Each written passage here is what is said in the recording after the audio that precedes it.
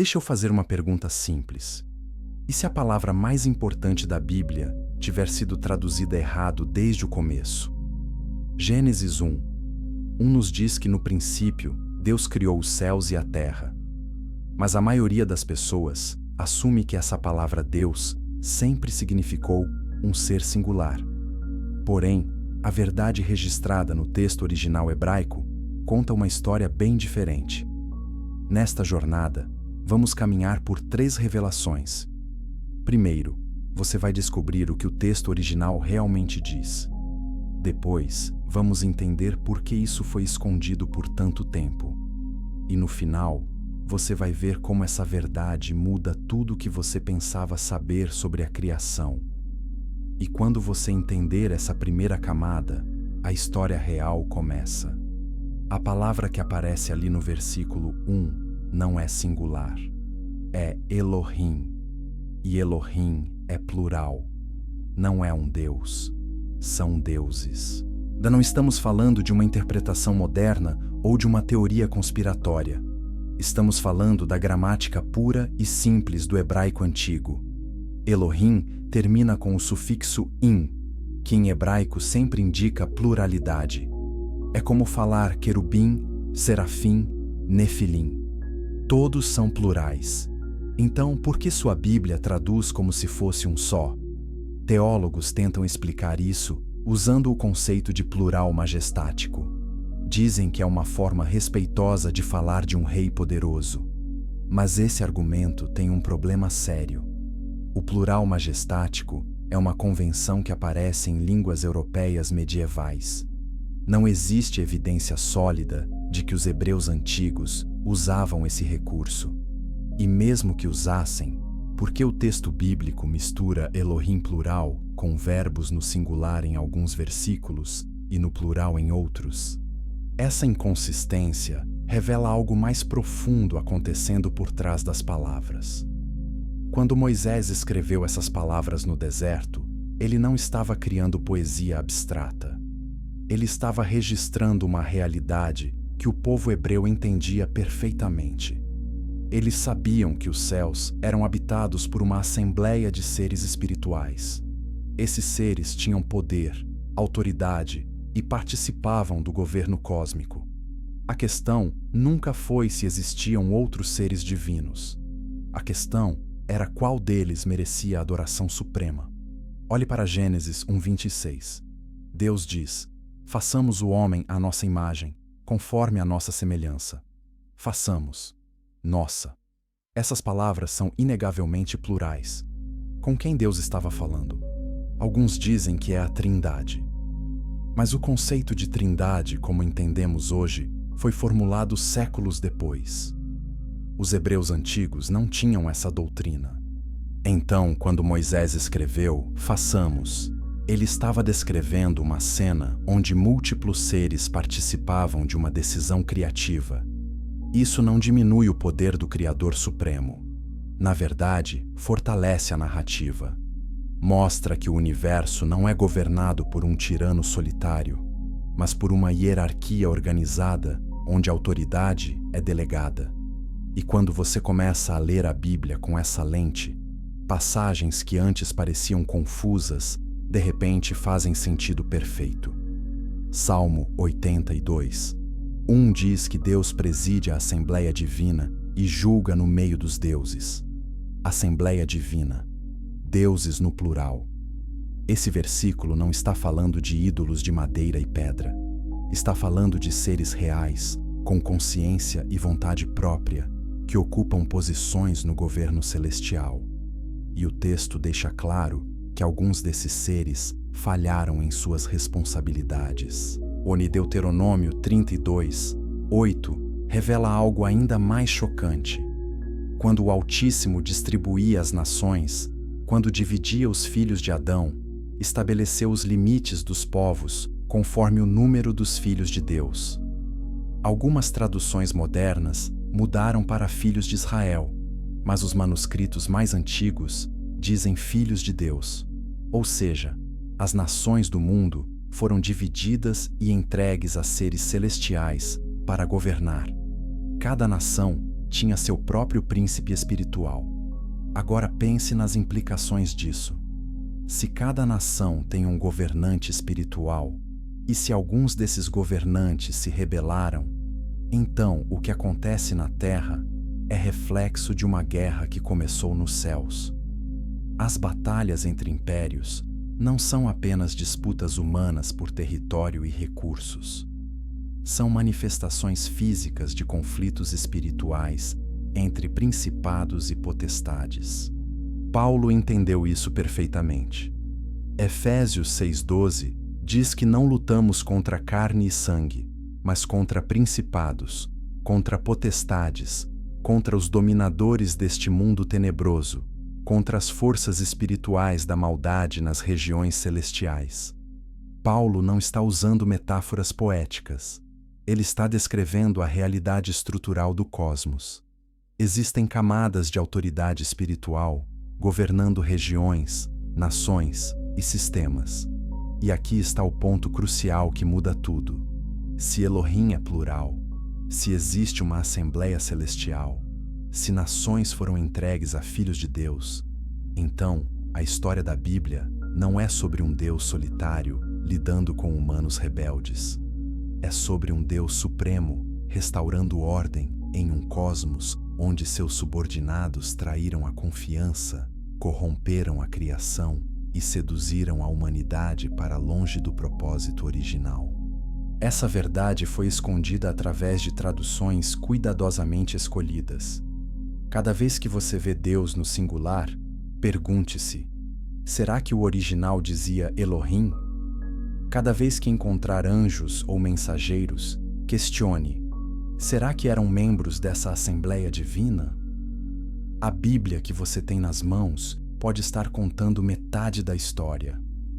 Inscreva-se neste canal para continuar descobrindo as verdades que foram apagadas das traduções modernas. O que vem a seguir vai abalar ainda mais suas certezas, porque se Elohim é plural, precisamos entender como essa assembleia funcionava e o que aconteceu quando parte dela decidiu se rebelar. Capítulo 2. A assembleia que a tradução apagou. Agora que você sabe que Elohim é plural, a próxima pergunta é inevitável. Como essa Assembleia Celestial funcionava? E por que a Bíblia registra cenas de reuniões nos céus se Deus é soberano e não precisa de conselho de ninguém? A resposta está em passagens que a maioria dos pregadores evita comentar, porque quando você as lê com atenção, elas revelam uma estrutura de governo celestial complexa, hierárquica e surpreendentemente parecida com conselhos reais da antiguidade. Vamos começar com Jó, capítulo 1. O texto diz que num dia em que os filhos de Deus vieram apresentar-se perante o Senhor, veio também Satanás entre eles.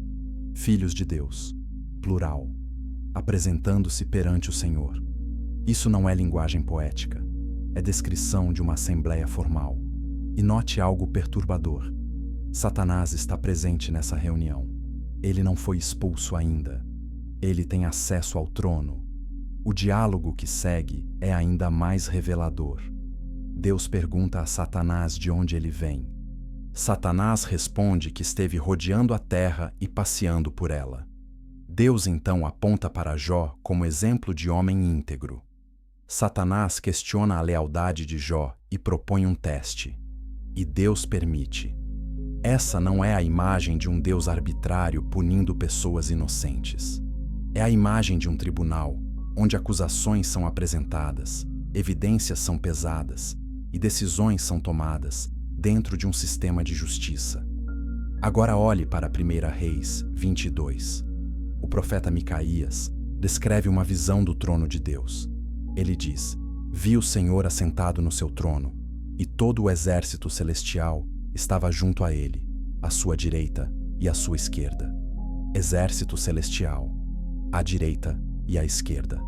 Essa é linguagem de corte real. Conselheiros posicionados conforme sua importância e função.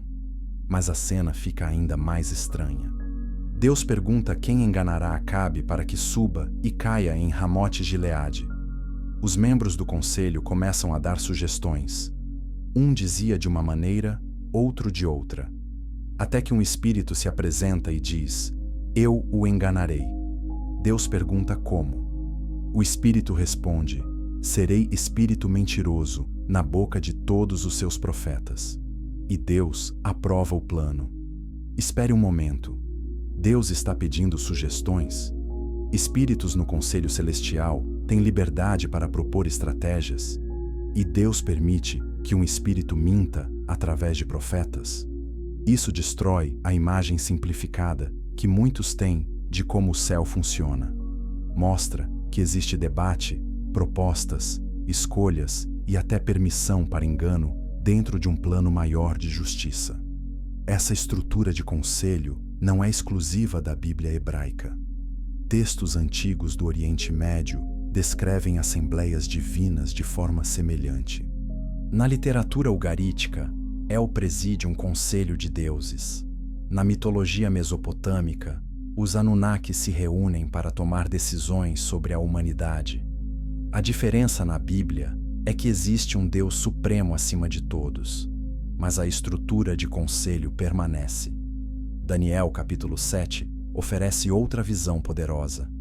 Daniel vê tronos sendo colocados e o ancião de dias se assenta. Note, tronos no plural. Não é só o trono de Deus, são múltiplos tronos para múltiplos governantes. O texto continua dizendo que milhares de milhares o serviam e milhões de milhões estavam diante dele. O tribunal se assentou e os livros foram abertos. Tribunal, livros, julgamento. Isso não é adoração passiva. É um sistema judicial ativo, onde casos são apresentados, evidências registradas e sentenças pronunciadas. E se há um tribunal nos céus, então há réus, acusadores, ou de defensores e juízes. A Assembleia Divina não é decorativa, é funcional. Apocalipse 4 e 5 continuam essa visão. João vê um trono no céu e ao redor dele 24 tronos com anciãos assentados. 4 seres viventes, cheios de olhos, proclamam: Santo, Santo, Santo. Os anciãos lançam suas coroas diante do trono. Essa é uma cena de governo cósmico em plena operação. Autoridade delegada, hierarquia respeitada, adoração dirigida ao Supremo. Mas aqui está a pergunta que ninguém quer fazer. Se essa assembleia existe, se esses seres têm tronos e autoridade, o que acontece quando um deles decide que não quer mais servir? O que acontece quando um membro do Conselho Divino olha para o trono supremo e pensa: por que não eu?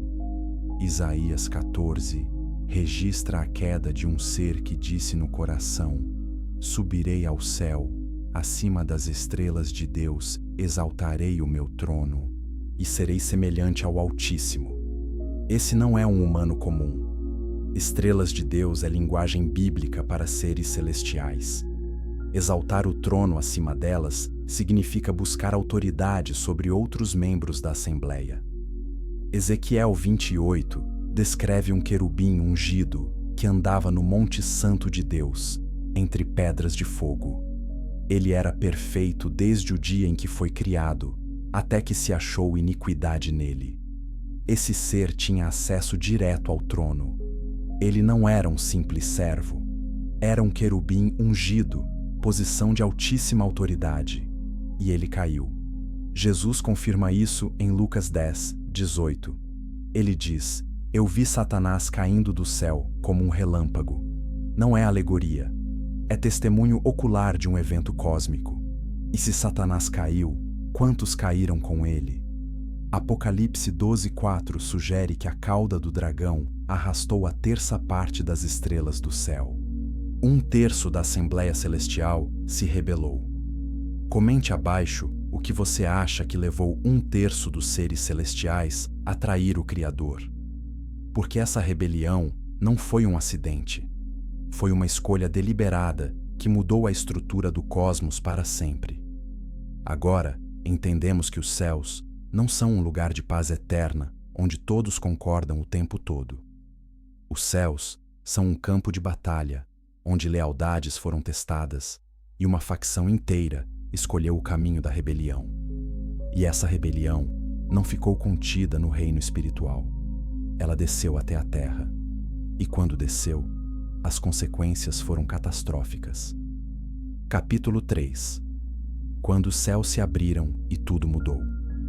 Existe um momento na história bíblica onde o véu entre os céus e a terra foi rasgado de forma tão violenta que o resultado mudou o destino da humanidade para sempre. Esse momento está registrado em Gênesis 6, e a maioria dos pregadores passa por ele rapidamente porque não sabem como explicar. Mas quando você entende o que realmente aconteceu ali, você percebe que não está lendo apenas sobre pecado humano, está lendo sobre invasão celestial. Gênesis 6, 1 a 2, diz que quando os homens começaram a multiplicar-se sobre a terra e lhes nasceram filhas, os filhos de Deus viram que as filhas dos homens eram bonitas e tomaram para si mulheres de todas as que escolheram. Filhos de Deus. A mesma expressão usada para descrever os membros da Assembleia Celestial em Jó e em outros textos. Esses não eram homens piedosos da linhagem de Sete, casando com mulheres da linhagem de Caim, como algumas interpretações tentam sugerir. A palavra hebraica usada aqui é Bene Elohim, filhos dos deuses. Essa expressão em todo o Antigo Testamento se refere a seres celestiais, nunca a humanos comuns. E o verbo usado para descrever o que fizeram é lakash, que significa tomar ou agarrar. Não é linguagem de casamento consensual. É linguagem de apropriação forçada. Esses seres cruzaram uma fronteira que nunca deveria ter sido cruzada. Eles deixaram sua própria habitação, como Judas 6 descreve, e entraram no domínio humano de forma física. E o resultado dessa união não foi apenas pecado moral. Foi corrupção genética e espiritual em escala global. Gênesis 6:4 revela o que nasceu dessas uniões. Os Nefilim estavam na terra naqueles dias, e também depois, quando os filhos de Deus possuíram as filhas dos homens, e elas lhes deram filhos. Esses foram os valentes dos tempos antigos, homens de renome. Nefilim. A palavra vem da raiz hebraica nafal, outro que significa cair, os caídos. Gigantes híbridos que não eram totalmente humanos nem totalmente celestiais. Números 13:33 confirma que os Nefilim eram gigantes aterrorizantes. Os espias que Moisés enviou para explorar Canaã voltaram dizendo: "Também vimos ali os Nefilim, diante dos quais nós éramos como gafanhotos." Esses não eram homens altos comuns. Eram seres de tamanho e força sobre-humanos. Mas o problema não era apenas físico. A presença dos Nefilim corrompeu a terra de uma forma que foi além da violência. Gênesis 6:5 diz que o Senhor viu que a maldade do homem se multiplicara sobre a terra e que toda imaginação dos pensamentos de seu coração era continuamente má. Toda imaginação. Continuamente. Isso não é exagero poético. É descrição de corrupção total. O versículo 11 adiciona que a terra estava corrompida e cheia de violência. A palavra hebraica para corrompida é shashat, que significa arruinada, destruída, depravada. E a palavra para violência é hamas, que indica crueldade brutal e derramamento de sangue sem causa. A terra havia se tornado inabitável, dominada por seres híbridos que espalhavam caos e destruição. Agora vem a parte que a maioria ignora.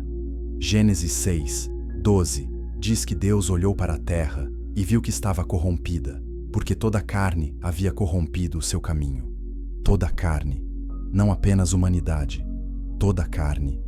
Alguns estudiosos sugerem que a corrupção genética havia se espalhado para o reino animal também. A criação inteira estava sendo desfeita. E então, Deus toma a decisão mais drástica da história. Gênesis 6:7 registra suas palavras: Destruirei da face da terra o homem que criei, desde o homem até ao animal, até ao réptil e até a ave dos céus. O dilúvio não foi um castigo exagerado por pecados humanos comuns. Foi um ato cirúrgico para exterminar uma infecção que estava destruindo toda a ordem criada. Mas por que Noé foi escolhido? Gênesis 6:9 diz que Noé era homem justo e perfeito em suas gerações. A palavra hebraica para perfeito aqui é tamim, que significa sem defeito, íntegro, completo. No contexto de corrupção genética, essa palavra ganha um significado técnico. Noé e sua família tinham genética pura. Eles não haviam sido contaminados pela invasão dos filhos de Deus. A arca não foi apenas um barco. Foi um santuário genético, um recipiente para preservar a linhagem humana intacta, para que o plano original de Deus pudesse continuar. E quando as águas baixaram, a terra estava limpa. Os Nefilim haviam sido eliminados, ou pelo menos era o que parecia. Mas Gênesis 6:4 diz algo perturbador. Os Nefilim estavam na terra naqueles dias, e também depois do dilúvio. Como isso é possível se todos foram destruídos? A resposta é que a invasão não aconteceu apenas uma vez. Ela se repetiu. Números 13, Deuteronômio 2 e 3, Josué 11, todos mencionam gigantes vivendo em Canaã.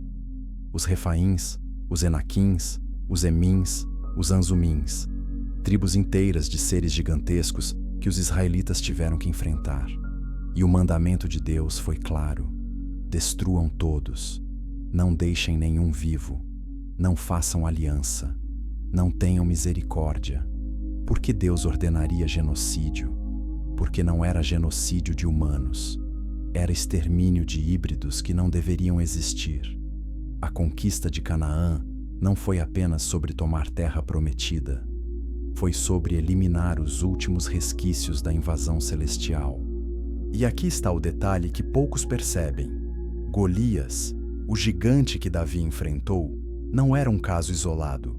2 Samuel 21 lista outros gigantes que os guerreiros de Davi mataram. Um deles tinha 6 dedos em cada mão e 6 em cada pé, 24 ao todo. Anomalia genética clara. Curta este vídeo se você está começando a perceber que a Bíblia não é um livro de contos morais. É um registro de guerra cósmica, onde a Terra é o campo de batalha e a humanidade é o prêmio disputado. Mas se houve invasão uma vez, e depois do dilúvio novamente, o que impede que aconteça outra vez? E o que esses seres queriam ao criar os Nefilim? A resposta a essas perguntas nos leva ainda mais fundo. Porque antes de invadir a Terra, algo aconteceu nos céus. Algo que talvez tenha acontecido até antes da criação de Adão. Capítulo 4. Os gigantes que forçaram a mão de Deus. Os Nefilim não foram apenas um problema biológico. Eles foram um ataque direto ao plano redentor de Deus. E para entender por que sua existência foi tão perigosa, precisamos olhar para o que a Bíblia diz sobre a semente prometida e por que os filhos de Deus queriam corromper a linhagem humana. Gênesis 3:15 é o primeiro evangelho. Logo após a queda de Adão e Eva, Deus pronuncia uma sentença sobre a serpente. Porei inimizade entre você e a mulher, entre a sua descendência e o descendente dela.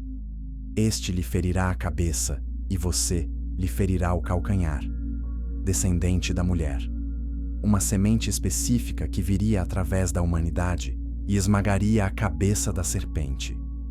Essa promessa estabeleceu algo crucial. A redenção viria através de linhagem humana, não através de anjos, não através de seres celestiais, através de um humano nascido de mulher. E se você é a serpente, se você é o líder da rebelião celestial, você tem um problema. Você precisa impedir que essa semente nasça. A estratégia mais óbvia seria corromper toda a humanidade para que nenhuma linhagem pura restasse. E é exatamente isso que a invasão dos filhos de Deus tentou fazer. Ao produzirem híbridos Nefilim, eles estavam poluindo o pool genético humano. Se toda a carne se corrompesse, não haveria linhagem pura para o Messias nascer. Pense na urgência do dilúvio sob essa perspectiva. Deus não estava reagindo com raiva descontrolada. Ele estava protegendo a única família que ainda tinha genética intacta. Noé e seus filhos eram a última esperança para que a promessa de Gênesis 3:15 pudesse se cumprir. Sem eles, não haveria Jesus. Sem Jesus, e não haveria redenção. Mas os Nefilim não foram apenas uma ameaça genética. Eles foram uma ameaça cultural e espiritual. Gênesis 6:4 os chama de valentes da antiguidade, homens de renome, fama. Esses seres eram adorados. Eles se tornaram os heróis das mitologias antigas, os semideuses das lendas gregas, nórdicas, egípcias e mesopotâmicas. Hércules, Aquiles, Gilgamesh, todos os mitos de semideuses que realizaram feitos impossíveis têm raízes nessa realidade. Os Nefilim eram reais, e eles estabeleceram civilizações baseadas em violência, ocultismo e adoração a si mesmos. Eles ensinaram à humanidade segredos celestiais que não deveriam ser conhecidos. O livro de Enoque, embora não seja canônico, preserva tradições antigas que ajudam a preencher lacunas. Ele descreve como os anjos caídos, chamados de vigilantes, ensinaram aos humanos feitiçaria, fabricação de armas, cosméticos, astrologia e outras práticas que aceleraram a corrupção moral. Eles não vieram apenas para procriar, vieram para corromper completamente. E funcionou. Gênesis 6:5 diz que toda imaginação do coração humano era continuamente má. A palavra imaginação em hebraico é yetzer, que significa inclinação, impulso, moldagem. A própria capacidade humana de pensar e imaginar havia sido distorcida. As pessoas não conseguiam mais conceber o bem, só violência e maldade. Agora, imagine a situação de Deus. Ele criou a humanidade para a comunhão, para refletir sua imagem, para governar a terra em parceria com Ele. Mas em poucas gerações, tudo que Ele criou estava irreconhecivelmente corrompido. A terra gemia sob o peso da violência. O sangue inocente clamava desde o solo. E híbridos demoníacos dominavam cada canto do mundo. O dilúvio foi misericórdia, foi reset necessário, foi cirurgia radical para salvar o que ainda podia ser salvo. E quando as águas cobriram as montanhas mais altas, quando todo o fôlego de vida foi extinto, Deus estava recomeçando. Não do zero, mas com uma família que ainda carregava a imagem original. Mas aqui está a pergunta inquietante. Se Deus destruiu os Nefilim uma vez, por que eles voltaram? Números 13 deixa claro que gigantes viviam em Canaã séculos depois do dilúvio. Como? 3 teorias principais existem. Primeira, a invasão se repetiu. Novos filhos de Deus desceram e repetiram o processo. Segunda, um dos filhos de Noé se casou com alguém que carregava genética corrompida. Alguns apontam para a esposa de Cam como possível portadora. Terceira, os demônios. Aqui são espíritos desencarnados dos Nefilim mortos, continuaram influenciando e corrompendo através de possessão e manipulação genética espiritual. Qualquer que seja a explicação, o resultado foi o mesmo. Quando Israel chegou a Canaã, a terra estava novamente infestada de gigantes, e Deus ordenou destruição total. Érem, aniquilação completa. Homens, mulheres, crianças, até animais. Isso soa brutal até você entender o contexto. Não eram humanos puros, eram descendentes de Nefilim. E permitir que sobrevivessem seria permitir que a corrupção se espalhasse novamente.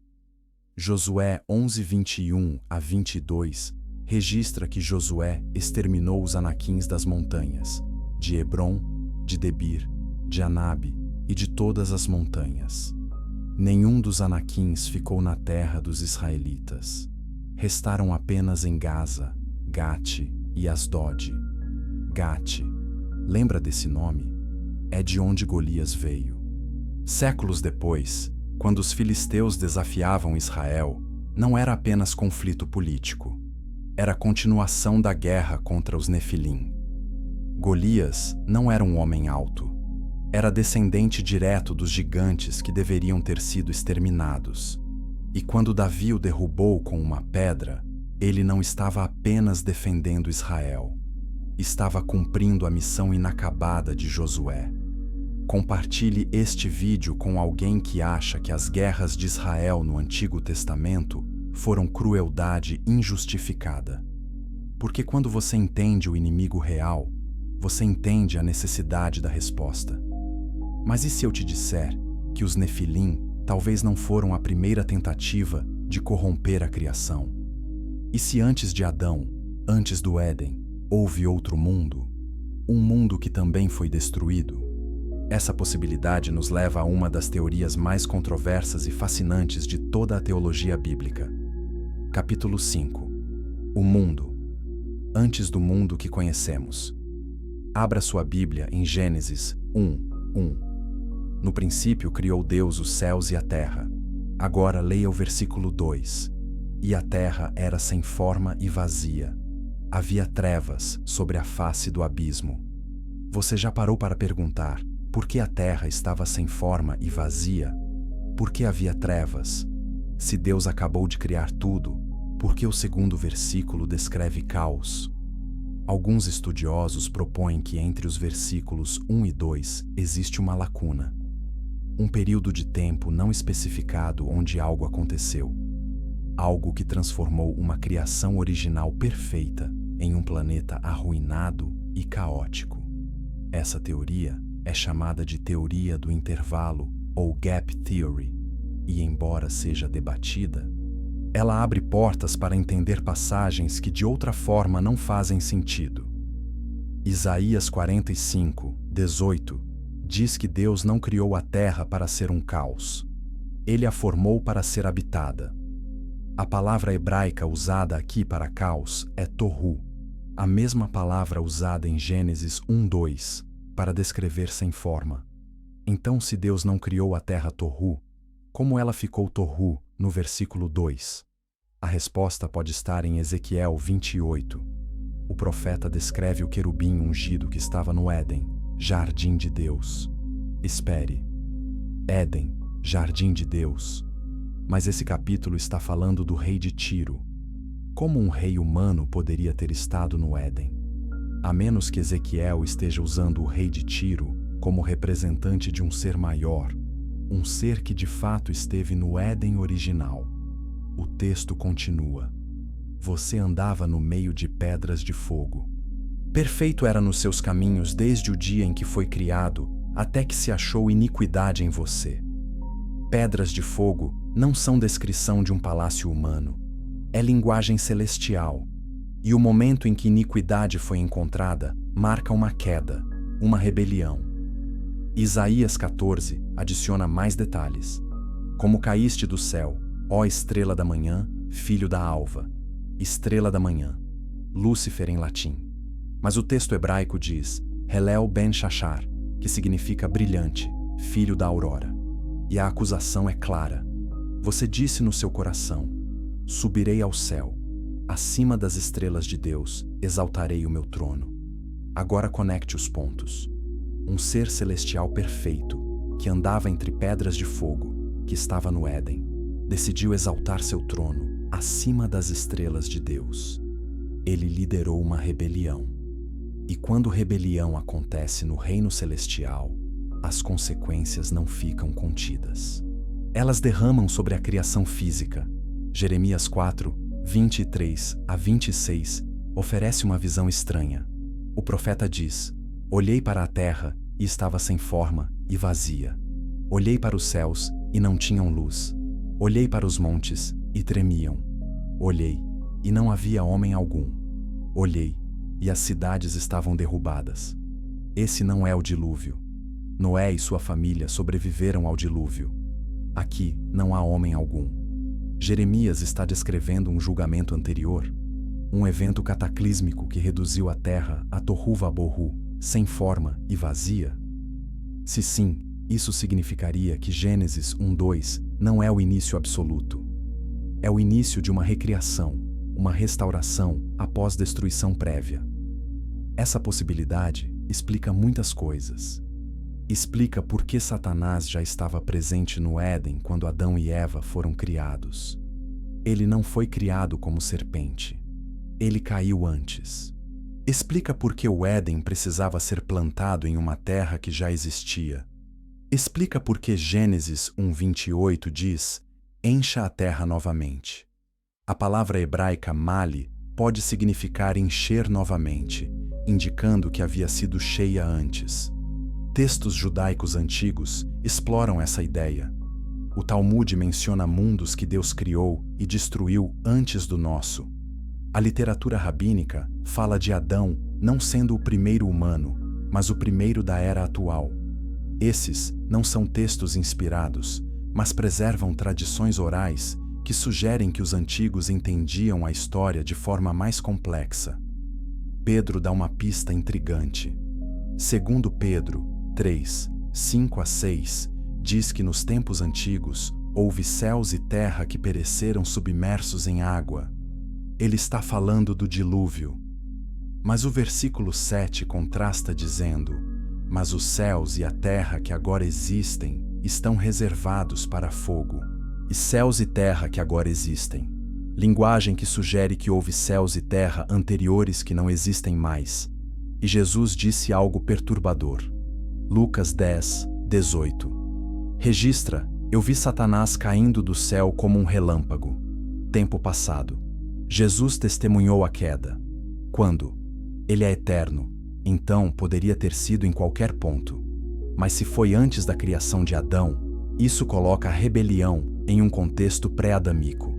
Apocalipse 12:7-9 descreve guerra no céu. Miguel e seus anjos lutaram contra o dragão e seus anjos. O grande dragão foi lançado fora. Essa guerra aconteceu antes da criação, durante, ou é um evento ainda futuro? O texto não especifica, mas a linguagem sugere que é algo que já ocorreu pelo menos parcialmente. Inscreva-se para explorar mais mistérios que as igrejas evitam ensinar. O que vem agora vai mostrar que a rebelião não terminou com a queda de Lúcifer. Na verdade, ela apenas começou. Se houve um mundo antes de Adão, se houve rebelião que destruiu esse mundo, então a criação que conhecemos não é o começo da história. É um capítulo no meio de uma guerra muito mais antiga. E quando Adão foi colocado no Éden, ele não estava entrando em território neutro. Ele estava entrando em zona de guerra. E o inimigo já estava esperando. Capítulo 6. A rebelião que partiu o céu ao meio. Rebelião não acontece sem causa. Ninguém acorda um dia perfeito e decide trair tudo sem motivo. Então, o que levou um querubim ungido, um ser que andava na própria presença de Deus, a olhar para o trono e pensar: isso deveria ser meu? A resposta está espalhada em fragmentos proféticos, declarações de Jesus e visões apocalípticas. E quando você junta as peças, emerge uma história de orgulho, inveja e ambição que partiu o céu ao meio. Ezequiel 28:17 identifica o ponto de virada. Elevou-se o teu coração por causa da tua formosura, corrompeste a tua sabedoria por causa do teu resplendor. Formosura, resplendor. Esse ser era glorioso, mais glorioso que todos os outros seres criados. E em algum momento, ele começou a contemplar sua própria glória em vez da glória de Deus. Isaías 14:13-14 lista 5 declarações de eu farei. Subirei ao céu, exaltarei o meu trono, Me assentarei no monte da congregação. Subirei acima das alturas das nuvens. Serei semelhante ao Altíssimo. 5 afirmações de vontade independente. 5 atos de rebelião declarada. E cada uma delas é um desafio direto à autoridade suprema. Note o padrão. Ele não queria simplesmente ser livre. Ele queria ser Deus. Queria o trono. Queria a adoração. Queria o governo. Essa não foi rebelião por causa de opressão ou injustiça. Foi tentativa de golpe de Estado. E como todo golpe, precisava de aliados. Apocalipse 12:4 revela a escala da traição. Sua cauda arrastou a terça parte das estrelas do céu e as lançou sobre a terra. 1/3. Se estrelas representam anjos, como é comum na simbologia bíblica, então 1/3 de toda a Assembleia Celestial se juntou à rebelião. Esse não foi ato de um único ser enlouquecido. Foi movimento organizado que convenceu milhões de seres celestiais a abandonar suas posições. Como você convence 1/3 dos anjos a trair Deus? Propaganda, mentiras, manipulação. João 8:44 diz que o diabo é mentiroso e pai da mentira. Desde o princípio, ele não permaneceu na verdade, porque nela não há verdade.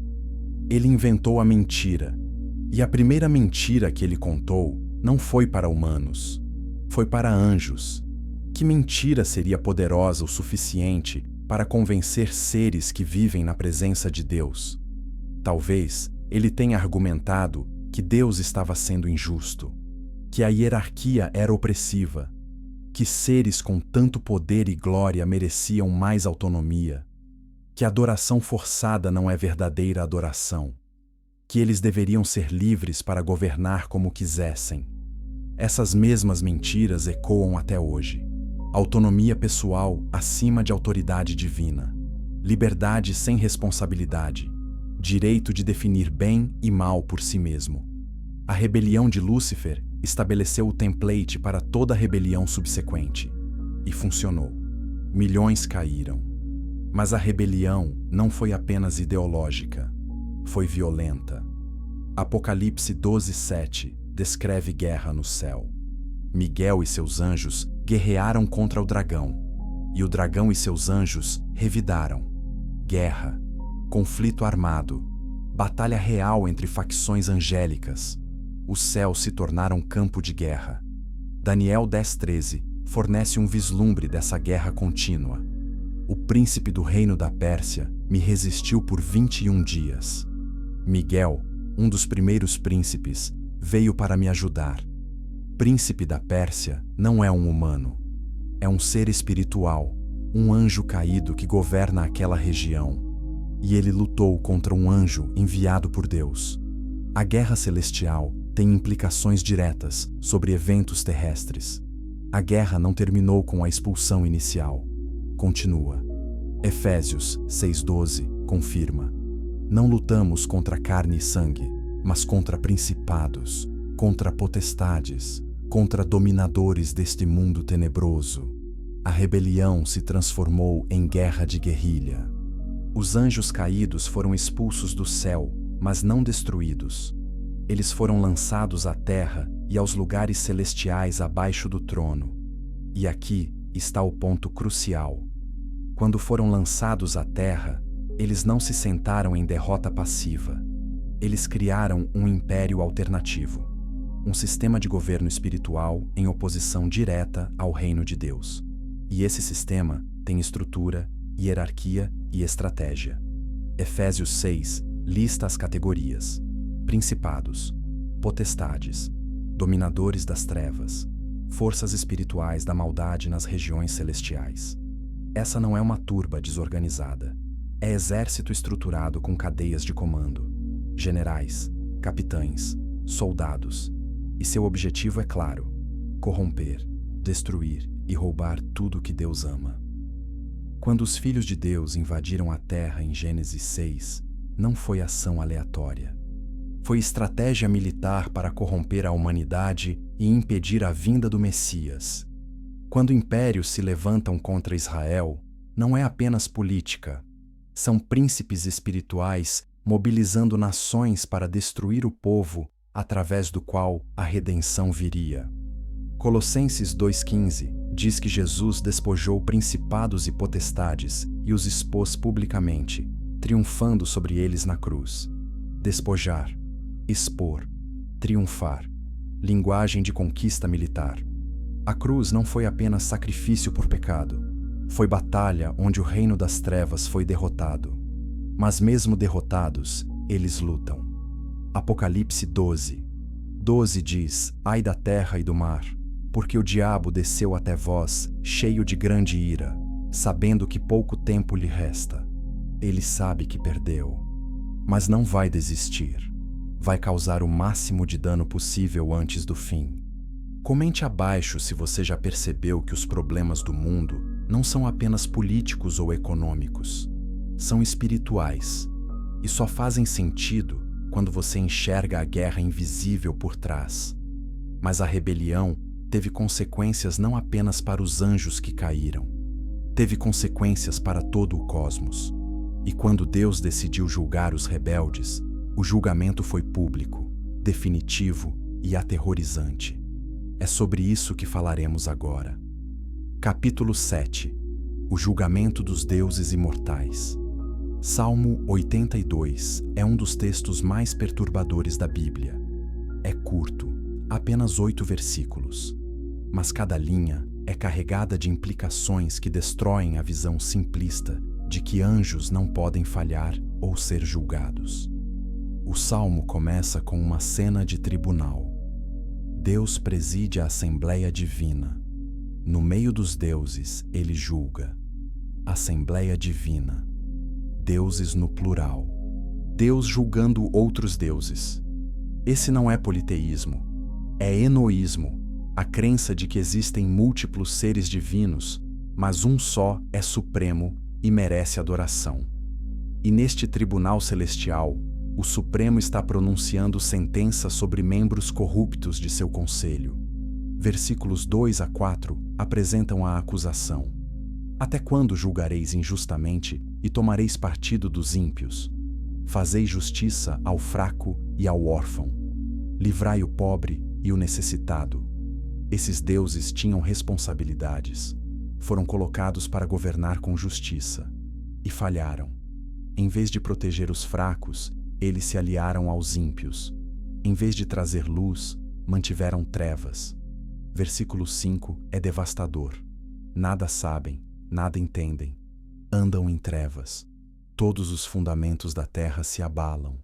Seres celestiais e mortais, criados com sabedoria, agora não sabem nada. Eles escolheram a ignorância.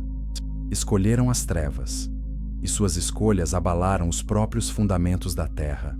O que acontece nos céus afeta o que acontece aqui embaixo. Então, vem o versículo que muda tudo. Versículo 6. Eu disse: Vós sois deuses, vós todos sois filhos do Altíssimo. Deus está reafirmando a identidade deles. Vocês foram criados como Elohim. Foram chamados filhos do Altíssimo.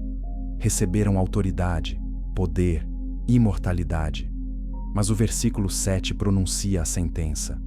Todavia morrereis como homens e caireis como qualquer dos príncipes. Morrereis, seres imortais condenados à morte. Caireis como príncipes. Autoridade removida. Posições perdidas. Esse é julgamento final e irreversível. E Jesus citou esse salmo. João 10, 34 a 35, registra ele respondendo aos fariseus: Não está escrito na vossa lei, eu disse, vós sois deuses.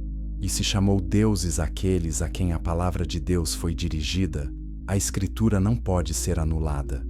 Jesus validou a realidade dos Elohim. Confirmou que existem seres chamados deuses, e usou esse salmo para fazer uma declaração sobre sua própria identidade. Se aqueles a quem a palavra foi dirigida foram chamados deuses, quanto mais aquele que o Pai santificou e enviou ao mundo. Mas quando esse julgamento aconteceu? Salmo 82, 8 dá uma pista. Levanta-te, ó Deus, julga a terra. pois a ti pertencem todas as nações. Esse é um clamor por julgamento futuro, sugerindo que o julgamento descrito nos versículos anteriores já aconteceu, mas a execução completa da sentença ainda está pendente. 2 Pedro 2,4 confirma que anjos já foram julgados. Deus não poupou anjos que pecaram, mas os lançou no inferno, prendendo-os em abismos tenebrosos, a fim de serem reservados para o juízo. Julgamento já pronunciado, execução final ainda futura. Eles estão em prisão, aguardando sentença definitiva. Judas 6 repete a mesma verdade. Anjos que não guardaram o seu principado, mas deixaram a sua própria habitação, ele os tem reservado em prisões eternas, na escuridão, para o juízo do grande dia. Eles abandonaram seu lugar, cruzaram fronteiras proibidas e agora aguardam destruição final. Mas nem todos os anjos caídos estão presos. Alguns ainda operam livremente. Efésios 2:2 fala do príncipe das potestades do ar, do espírito que agora opera nos filhos da desobediência. Satanás ainda tem mobilidade, ainda governa sistemas, ainda comanda legiões. Por quê? Jó 1 e 2 mostram Satanás apresentando-se diante de Deus com os outros filhos de Deus. Ele ainda tinha acesso ao trono naquele tempo, mas Apocalipse 12:10 declara que o acusador de nossos irmãos foi lançado fora, aquele que os acusava diante do nosso Deus dia e noite. Houve um momento onde seu acesso foi revogado, e esse momento coincide com a ascensão de Jesus. A crucificação e ressurreição mudaram a dinâmica legal do cosmos. Colossenses 2, 14 a 15 diz que Jesus cancelou a escrita de dívida que havia contra nós e a removeu, cravando-a na cruz. E tendo despojado principados e potestades, os expôs publicamente, triunfando sobre eles na cruz. Despojar significa remover armas e autoridade. Jesus desarmou o império das trevas. Hebreus 2,14 vai ainda mais fundo, para que pela morte destruísse aquele que tem o poder da morte, isto é, o diabo. Destruísse. Tempo passado. A obra está feita. O império foi derrotado. Mas como em qualquer guerra, há diferença entre vitória declarada e ocupação completa do território. Apocalipse 20 descreve o aprisionamento final de Satanás. Um anjo desce do céu com a chave do abismo e uma grande corrente.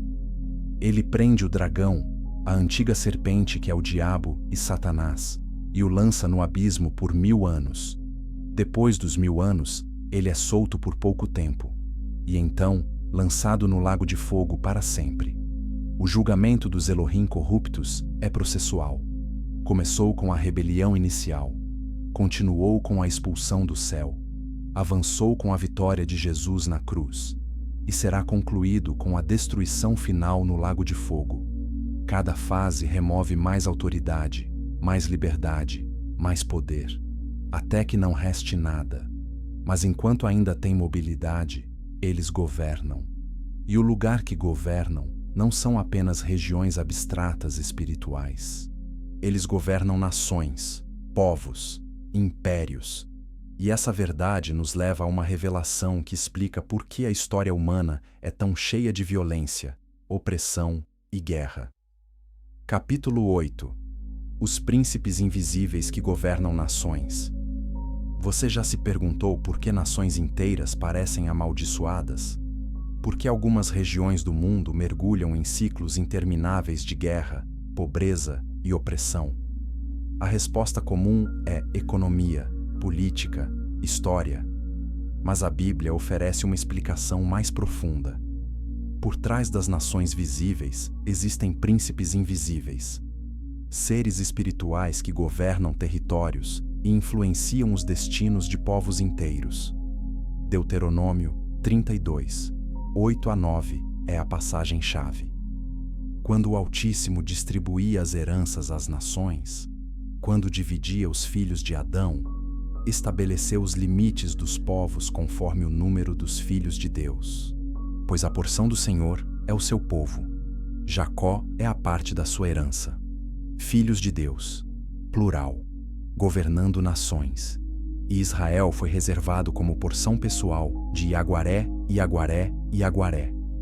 Isso significa que depois de Babel, quando Deus confundiu as línguas e espalhou a humanidade, Ele não apenas dividiu territórios, Ele delegou autoridade sobre essas nações a membros de sua Assembleia Celestial. Cada nação recebeu um governante espiritual, mas nem todos esses governantes permaneceram fiéis. Salmo 82, que já exploramos, julga esses governantes por falharem em suas responsabilidades. Eles deveriam trazer justiça. Em vez disso, trouxeram opressão. Deveriam guiar suas nações à luz. Em vez disso, as mantiveram em trevas. E suas escolhas corromperam não apenas espiritualmente, mas socialmente e politicamente também. Daniel 10 fornece o exemplo mais claro. E Daniel ora por 21 dias. Finalmente um anjo aparece e explica a demora. O príncipe do reino da Pérsia me resistiu por 21 dias. Mas Miguel, um dos primeiros príncipes, veio para me ajudar, e eu fiquei ali com os reis da Pérsia. Príncipe da Pérsia, não o rei humano. Um príncipe espiritual governando o Império Persa. Mais adiante, no capítulo 10, versículo 20, o anjo diz: Sabe por que eu vim a você? Em breve voltarei para lutar contra o príncipe da Pérsia. E quando eu sair, o príncipe da Grécia virá. Príncipe da Grécia.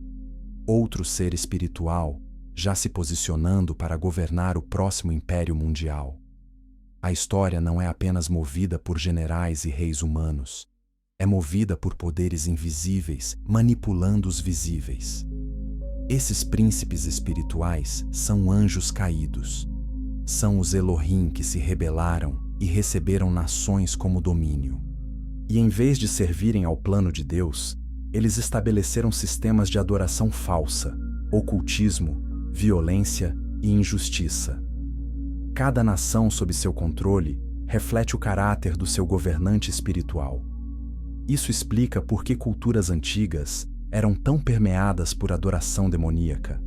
Os deuses da Babilônia, do Egito, da Grécia, de Roma, não eram apenas invenções humanas. Eram representações de seres espirituais reais que exigiam adoração, sacrifícios e obediência. Cada templo, cada altar, cada ritual era ponto de contato entre humanos e esses príncipes caídos. 1 Coríntios 10:20 confirma: o que os gentios sacrificam, sacrificam aos demônios e não a Deus. Paulo não diz que os ídolos têm poder. Ele diz que por trás dos ídolos existem demônios reais recebendo adoração. Os deuses pagãos eram demônios mascarados. E esses demônios não apenas recebiam adoração, eles moldavam culturas. Babilônia era centro de feitiçaria e astrologia, porque seu príncipe espiritual promovia essas práticas. Canaã era terra de sacrifícios de crianças e prostituição ritual, porque os seres que governavam ali eram perversos. Cada característica cultural tinha raiz espiritual. Agora entenda a missão de Israel sob nova luz. Israel não foi escolhido apenas para ser povo especial de Deus. Foi escolhido para ser cabeça de ponte, um território sob governo direto de Iaguaré H em meio a mundo governado por príncipes rebeldes. Israel era a embaixada do céu na terra, e por isso foi constantemente atacado. Cada império que tentou destruir Israel não estava agindo apenas por ambição humana. Estava sendo mobilizado por príncipes espirituais que viam Israel como ameaça.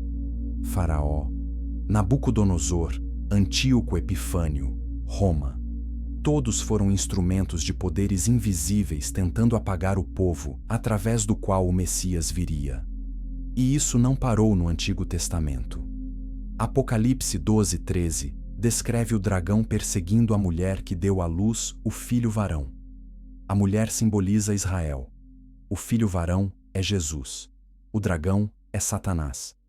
A história da perseguição ao povo judeu, através dos milênios, não é acidente. É guerra espiritual sistemática. Jesus reconheceu essa realidade. João 12:31, ele diz: agora é o juízo deste mundo. Agora será expulso o príncipe deste mundo. Príncipe deste mundo. Satanás governa sistemas mundiais através de príncipes delegados. E a missão de Jesus foi invadir território inimigo e estabelecer governo alternativo, o reino de Deus. Mateus 28:18. Jesus declara: toda autoridade me foi dada no céu e na terra. Toda autoridade. Isso significa que a autoridade que antes estava nas mãos dos príncipes caídos foi transferida para Jesus. Legalmente, o cosmos mudou de mãos, mas a ocupação ainda está em andamento. Efésios 1:20-21 diz que Deus colocou Jesus acima de todo principado, autoridade, poder, domínio e de todo nome que se nomeia não só neste século, mas também no vindouro. Jesus está acima de todos os príncipes espirituais. E a Igreja, como corpo de Jesus, carrega essa autoridade delegada. É por isso que Efésios 3:10 diz que através da Igreja, a multiforme sabedoria de Deus se torna conhecida aos principados e potestades nos lugares celestiais. A Igreja visível na terra é demonstração para os poderes invisíveis de que o plano de Deus está funcionando. Cada congregação fiel é declaração de guerra contra o príncipe da região. Compartilhe este vídeo se você quer que mais pessoas entendam que oração não é apenas ritual religioso. É guerra espiritual real contra governantes invisíveis que controlam territórios. Mas se esses príncipes são tão poderosos, como a Igreja os enfrenta? E por que tantas igrejas nunca falam sobre isso? Essas perguntas nos levam a uma verdade desconfortável que poucos líderes religiosos querem admitir. Capítulo 9. A guerra que nunca parou de ser travada. Guerra espiritual não é metáfora. Não é linguagem simbólica para falar de tentações pessoais. É conflito real, contínuo, violento, travado em dimensões que não vemos, mas que afetam tudo o que vivemos. E a Bíblia não apenas menciona essa guerra. Ela fornece manual de estratégia, identifica inimigos, descreve armas e declara o resultado final. Efésios 6:10-18 é o texto clássico. Paulo começa dizendo: sejam fortes no Senhor e no seu forte poder. Depois explica por que força é necessária. Nossa luta não é contra carne e sangue, mas contra principados, potestades, dominadores deste mundo tenebroso, forças espirituais da maldade nas regiões celestiais. Carne e sangue, pessoas que vemos, não são o inimigo real. Elas podem ser instrumentos, mas não são a fonte. O verdadeiro inimigo opera nas sombras. Principados, autoridades de alto escalão no império das trevas, potestades, seres com poder delegado, dominadores, governantes sobre regiões específicas, forças espirituais da maldade, exércitos demoníacos organizados. Paulo então instrui a vestir a armadura completa de Deus, cinturão da verdade, couraça da justiça, calçado do evangelho da paz, escudo da fé, capacete da salvação, espada do Espírito. Cada peça tem função específica. Não é decoração, é equipamento de combate. E a arma mais poderosa? Oração. Versículo 18 diz: orem no Espírito em todas as ocasiões, com todo tipo de oração e súplica. Oração não é conversa passiva com Deus. É invocação de poder celestial contra forças inimigas. É chamado para que a autoridade suprema intervenha em território ocupado. 2 Coríntios 10:3-5 adiciona mais detalhes. Pois, embora vivamos no mundo, não lutamos como o mundo. As armas com as quais lutamos não são humanas. Pelo contrário, são poderosas em Deus para destruir fortalezas. Destruímos argumentos e toda a pretensão que se levanta contra o conhecimento de Deus e levamos cativo todo o pensamento para torná-lo obediente a Cristo. Fortalezas, estruturas de pensamento construídas por demônios nas mentes humanas. Argumentos, mentiras filosóficas e ideológicas que escravizam gerações. Pretensões, orgulho intelectual que rejeita a revelação divina. Tudo isso são alvos da guerra espiritual. E as armas não são debates ou argumentos humanos. São espirituais. Verdade revelada. Fé ativa. Autoridade delegada de Jesus. Tiago 4,7 dá instrução direta. Submetam-se a Deus. Resistam ao diabo, e ele fugirá de vocês. Resistir. Não negociar.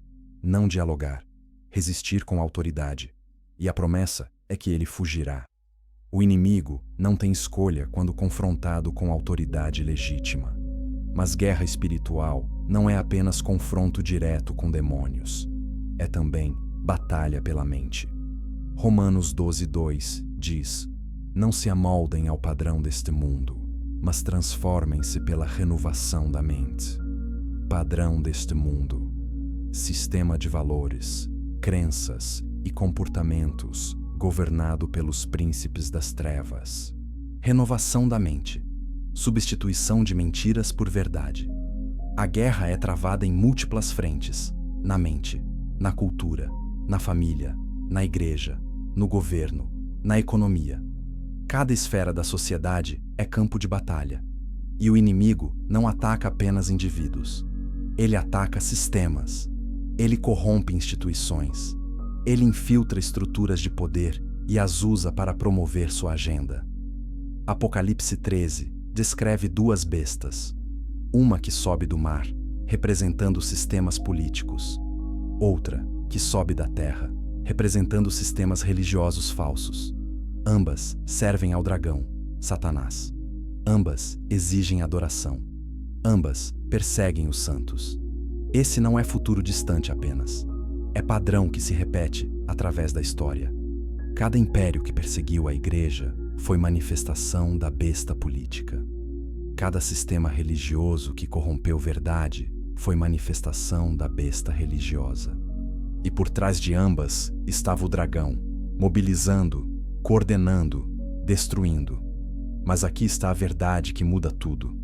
Apocalipse 12:11 diz: Eles o venceram pelo sangue do Cordeiro e pela palavra do testemunho deles, e não amaram a própria vida até a morte. Venceram. Tempo passado. A vitória já foi conquistada. O sangue de Jesus quebrou o poder legal que o inimigo tinha. A palavra do testemunho declara essa vitória. E disposição para morrer remove o último controle que o medo exercia. A guerra continua, mas o resultado já está decidido. Apocalipse 20:10 declara o fim. O diabo que os enganava foi lançado no lago de fogo e enxofre, e serão atormentados dia e noite pelos séculos dos séculos. Fim permanente. Destruição total. Sem possibilidade de retorno. Mas até lá, lutamos. Lucas 10:19. Jesus diz: Eu lhes dei autoridade para pisarem em serpentes e escorpiões, e sobre todo o poder do inimigo. Nada lhes fará dano. Autoridade delegada. Poder superior ao inimigo. Proteção garantida. Marcos 16:17. Lista sinais que acompanham os crentes. Expulsarão demônios em meu nome. Não é para líderes especiais apenas. É para todos que creem. E o nome de Jesus carrega autoridade absoluta. Filipenses 2:10 diz que ao nome de Jesus se dobre todo o joelho nos céus, na terra e debaixo da terra. Todo joelho, incluindo joelhos de demônios. Curta este vídeo se você está percebendo que sua vida cristã não deveria ser passiva. Você foi chamado para ser soldado em guerra cósmica. E o comandante já venceu. Mas agora surge uma pergunta incômoda. Se a guerra é real, se os inimigos são poderosos, se a Bíblia fala tanto sobre isso, por que a maioria das igrejas nunca ensina essas coisas? Por que sermões evitam mencionar principados, potestades, príncipes espirituais e Elohim? A resposta vai te chocar. Capítulo 10. Por que sua igreja nunca fala sobre isso? Silêncio pode ser mais revelador que palavras. E quando se trata dos Elohim, da Assembleia Celestial, dos príncipes espirituais e da guerra cósmica, o silêncio nas igrejas é ensurdecedor. Quantos sermões você já ouviu sobre Salmo 82? Quantas vezes seu pastor explicou Deuteronômio 32, 8? Com que frequência ensinam sobre os filhos de Deus em Gênesis 6? A resposta provavelmente é nunca ou quase nunca. Por quê? 3 razões principais. Primeira, tradições teológicas simplificaram a narrativa bíblica para torná-la palatável. Segunda, medo de parecer místico ou conspiratório afasta líderes de temas controversos. Terceira, ignorância genuína, porque seminários modernos não ensinam cosmologia bíblica hebraica antiga. Vamos explorar cada uma. Tradições teológicas ocidentais foram moldadas por filosofia grega, que preferia monoteísmo abstrato a hierarquias celestiais complexas.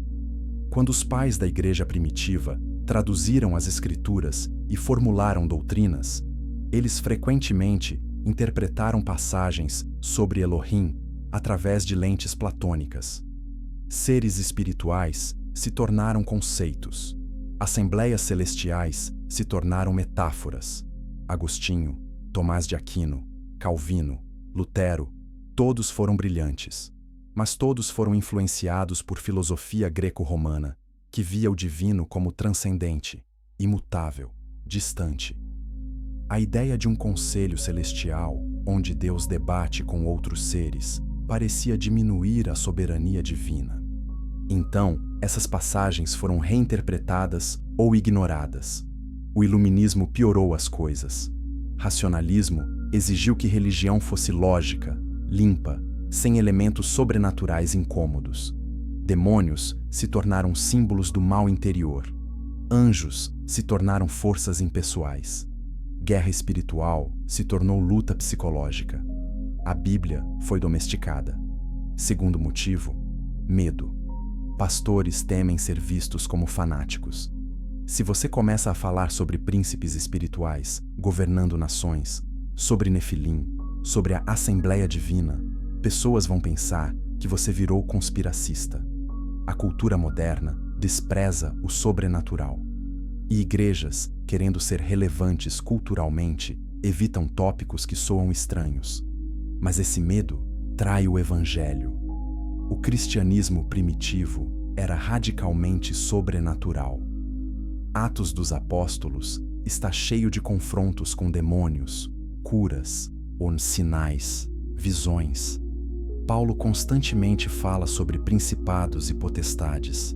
João, em Apocalipse, descreve guerra celestial em detalhes gráficos. A igreja primitiva não tinha vergonha do sobrenatural. Por que nós temos? Terceiro motivo: ignorância. A maioria dos pastores foi treinada em seminários que ensinam teologia sistemática ocidental, não cosmologia bíblica hebraica. Eles aprendem doutrinas formuladas no século V, não o mundo conceitual do Antigo Testamento. Eles estudam Paulo através de Lutero, não através de Moisés. E quando encontram passagens estranhas, como Salmo 82 ou Gênesis 6, eles recorrem a interpretações tradicionais sem questionar. Filhos de Deus são descendentes de Sete. Assembleia Divina é linguagem poética. Elohim plural é plural majestático. Essas explicações são repetidas geração após geração, sem exame crítico. Mas estudiosos modernos que mergulharam em textos antigos do Oriente Médio estão redescobrindo o contexto original. Dr. Michael Heiser, por exemplo, dedicou décadas explorando a visão de mundo dos escritores bíblicos. Ele demonstrou que os hebreus antigos viam o cosmos como habitado por múltiplas camadas de seres espirituais, com Iaguaré, Iaguaré e Iaguaré como supremo, mas não solitário. Inscreva-se neste canal para continuar aprendendo verdades que foram enterradas por tradição e medo. O próximo vídeo vai aprofundar ainda mais. O problema com o silêncio não é apenas que pessoas perdem informação interessante, é que perdem ferramentas para entender a realidade. Quando você não sabe que príncipes espirituais governam regiões, você não ora estrategicamente. Quando você não sabe que existe Assembleia Celestial, você não entende passagens inteiras da Bíblia. Quando você não sabe sobre guerra espiritual, você vive como civil em zona de guerra. E a consequência ainda mais séria: Satanás ama o silêncio. 2 Coríntios 2:11 diz para que Satanás não alcance vantagem sobre nós, pois não lhe ignoramos os desígnios. Ignorância dá vantagem ao inimigo. Quando a igreja não ensina sobre a realidade espiritual, crentes ficam vulneráveis. Eles não discernem ataques, não resistem estrategicamente, não usam autoridade delegada. Oseias 4:6 diz: Meu povo está sendo destruído por falta de conhecimento. Não falta de sinceridade, não falta de devoção, falta de conhecimento. E quando líderes escolhem não ensinar verdade completa, eles contribuem para essa destruição. Alguns argumentam que ensinar sobre Elohim e guerra espiritual pode levar a desequilíbrios. Pessoas podem ficar obcecadas com demônios. Podem ver demônios em tudo. Podem negligenciar santidade pessoal enquanto focam em batalhas externas. Esse é risco real. Mas a solução não é silêncio, é ensino equilibrado. Jesus falava sobre demônios e os expulsava, mas também ensinava sobre amor, perdão, humildade. Paulo discutia principados e potestades, mas também escrevia sobre fruto do Espírito e vida santa. Verdade completa inclui todas as dimensões, não apenas uma. E aqui está algo fascinante.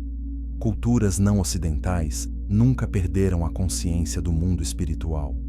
Igrejas na África, Ásia, América Latina operam com entendimento vívido de guerra espiritual. Eles veem resultados poderosos porque levam a sério o que a Bíblia diz sobre demônios e autoridade espiritual. É a igreja ocidental, racionalizada, iluminista, que perdeu essa dimensão e está pagando o preço. Frequência declinando, influência cultural evaporando, poder espiritual ausente. Enquanto isso, igrejas que abraçam o sobrenatural bíblico estão crescendo explosivamente. Talvez o silêncio sobre Elohim não seja apenas erro teológico. Talvez seja estratégia demoníaca. Se o inimigo pode convencer igrejas a não ensinarem sobre ele, ele opera livremente. Se pode fazer pastores terem medo de soar estranhos, ele mantém pessoas na ignorância. Se pode usar tradição para enterrar verdade bíblica, ele vence sem lutar. Mas o silêncio está sendo quebrado. Livros, vídeos, estudos, tudo trazendo de volta a cosmologia bíblica antiga. E quando pessoas descobrem essa dimensão, tudo muda. Elas entendem a Bíblia melhor, oram com mais poder, vivem com mais coragem. Comente abaixo se sua igreja ensina sobre guerra espiritual. E se não ensina, e pergunte por quê. Porque essa não é questão periférica. É central para entender quem somos, onde estamos e contra quem lutamos. Mas de todos os eventos na história que demonstram essa guerra, nenhum foi tão definitivo quanto a vinda de Jesus. Porque quando ele nasceu, não foi apenas mais um profeta chegando. Foi invasão celestial, e o império das trevas tremeu. Capítulo 11. O dia em que Jesus declarou guerra aos céus. Quando Jesus nasceu em Belém, O evento foi muito mais que cumprimento de profecia. Foi declaração de guerra. O Filho de Deus não veio em missão diplomática. Ele veio invadir território inimigo, destronar principados, libertar cativos e estabelecer reino rival. E os poderes espirituais que governavam o mundo sabiam exatamente o que estava acontecendo. Mateus 2 registra que magos do Oriente vieram procurando o rei dos judeus. Eles viram sua estrela. Estrelas na simbologia bíblica representam seres celestiais. Essa não foi apenas conjunção planetária. Foi sinal cósmico que seres espirituais detectaram. E Herodes, sob influência de príncipes demoníacos, tentou matar Jesus imediatamente. O massacre dos inocentes não foi apenas paranoia de um rei. Foi ataque demoníaco coordenado. Apocalipse 12:4 descreve o dragão de pé diante da mulher prestes a dar à luz, para devorar o filho quando nascesse. Satanás mobilizou Herodes para eliminar a ameaça antes que ela crescesse. Ele falhou. Durante 30 anos, Jesus viveu em obscuridade. Mas quando seu ministério começou, a guerra se tornou aberta. Mateus 4 registra que Jesus foi levado pelo Espírito ao deserto para ser tentado pelo diabo. Tentado. Testado. Confrontado diretamente pelo comandante supremo do Império das Trevas. Satanás ofereceu a Jesus todos os reinos do mundo e sua glória.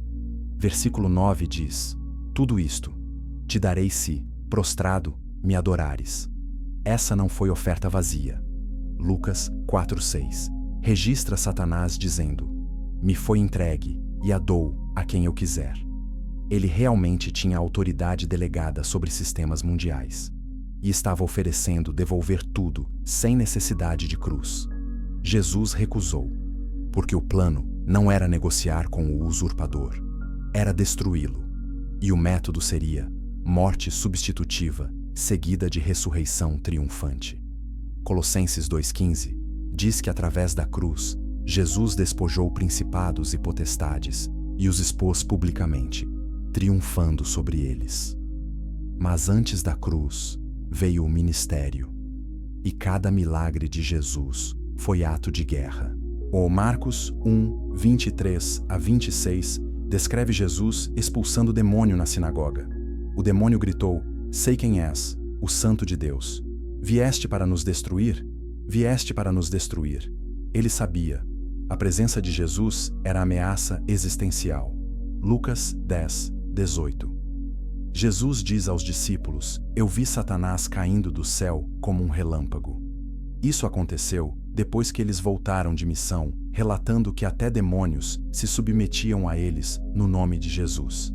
Cada demônio expulso era território recuperado. Cada doente curado era resgate de cativo. Cada pecador perdoado era desertor do império das trevas. João 12:31. Jesus declara: agora é o juízo deste mundo. Agora será expulso o príncipe deste mundo. Príncipe deste mundo, Satanás. E sua expulsão seria através da cruz. Como? Porque a cruz quebrou o poder legal que ele tinha. Humanidade estava sob maldição por causa do pecado. Romanos 6:23 diz: o salário do pecado é a morte. Satanás usava essa lei como arma. Ele acusava constantemente. Apocalipse 12:10 o chama de acusador dos irmãos. Ele apontava para pecados e exigia justiça. E Deus, sendo justo, não podia simplesmente ignorar pecado. Mas a cruz satisfez a justiça. Jesus, sem pecado, tomou o lugar dos pecadores. Ele pagou a dívida. 2 Coríntios 5:21 diz: Deus tornou pecado por nós, aquele que não tinha pecado, para que nele nos tornássemos justiça de Deus. Substituição perfeita. E quando a dívida foi paga, Satanás perdeu sua arma legal. Hebreus 2:14 diz que pela morte, Jesus destruiu aquele que tem o poder da morte, isto é, o diabo. Destruiu. A palavra grega é katargeo, que significa tornar inoperante, anular, desativar. A morte de Jesus desativou o poder que a morte tinha sobre humanos. E com isso, desativou o controle que Satanás exercia através do medo da morte. Mas a guerra não terminou na sexta-feira. Continuou no sábado. 1 Pedro 3, 18 a 19 diz que Cristo morreu pelos pecados de uma vez por todas e foi vivificado no Espírito. E nesse Espírito foi e pregou aos espíritos em prisão. Espíritos em prisão. Os anjos caídos que 2 Pedro 2,4 e Judas 6 mencionam. Jesus desceu ao abismo e proclamou vitória sobre eles. Efésios 4,8 cita Salmo 68, dizendo: quando ele subiu ao alto, levou cativo o cativeiro e deu dons aos homens. Levou cativo o cativeiro. Jesus libertou os cativos que Satanás prendia e levou prisioneiros os próprios captores. Inversão total. E então veio domingo. Ressurreição. A morte não pôde segurá-lo. Atos 2, 24 diz que Deus o ressuscitou, rompendo os laços da morte, porque era impossível que ela o retivesse. Impossível. A vida eterna é mais forte que morte. Luz é mais forte que trevas. Verdade é mais forte que mentira. Mateus 28, 18. Jesus declara: toda autoridade me foi dada no céu e na terra. Toda. Não parte. Toda. A autoridade que Satanás usurpou em Éden, que ele ofereceu no deserto, que ele exerceu através de impérios, foi legalmente transferida para Jesus. O cosmos mudou de mãos, e Jesus comissionou seus seguidores. Marcos 16, 15 a 18, portanto, vão e façam discípulos de todas as nações. Estes sinais acompanharão os que crerem, expulsarão demônios. A guerra continua, mas agora a igreja carrega a autoridade de Jesus, e o resultado final já está garantido. Apocalipse 19 descreve Jesus retornando como Rei dos Reis e Senhor dos Senhores. Ele vem em cavalo branco, seguido pelos exércitos celestiais, e a besta e os reis da terra são derrotados. Apocalipse 20 descreve Satanás sendo preso por 1000 anos e depois lançado no lago de fogo eternamente. Essa é a história completa. Não é apenas sobre humanos pecadores precisando de salvação. É sobre cosmos corrompido precisando de restauração. É sobre rebelião celestial precisando ser esmagada. É sobre império usurpador precisando ser destruído. E é sobre rei legítimo retomando seu trono. E você está no meio dessa guerra. Você não é espectador. Você é soldado. Efésios 6:11 diz: vistam toda a armadura de Deus para poderem ficar firmes contra as ciladas do diabo. Você tem armadura. Você tem armas. Você tem autoridade delegada. E você tem comandante que nunca perdeu batalha. Inscreva-se neste canal e compartilhe este vídeo, porque essa mensagem precisa chegar a todos que acham que cristianismo é apenas religião pessoal. Não é. É participação em guerra cósmica. E cada oração, cada ato de obediência, cada proclamação da verdade é golpe contra o império das trevas. A pergunta não é se a guerra é real, é se você vai lutar e do lado de quem você está.